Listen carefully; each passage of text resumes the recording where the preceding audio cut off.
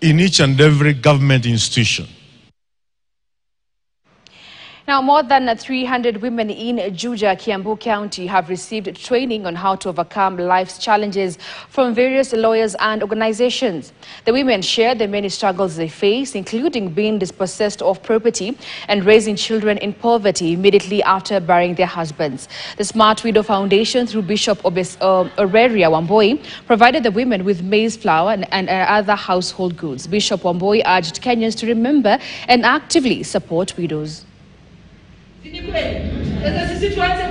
Wakati mwingine tulikuwa tunaonekana kama hatuna nguvu, lakini sasa tuko na nguvu. Na nikaona tuko na mapasta wetu wanatujali, wanatuinua, sasa wametufanya sisi ni kama watu wa kanisa moja, sio ati tuseme ni dini.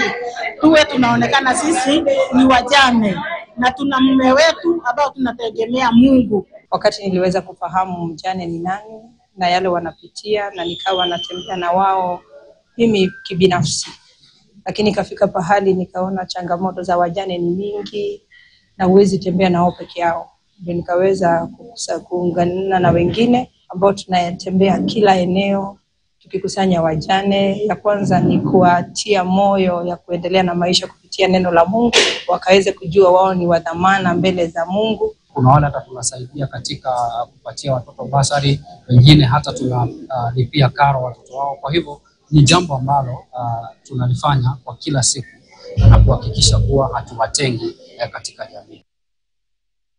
Elsewhere, preparations to host over 20,000 lovers and cultural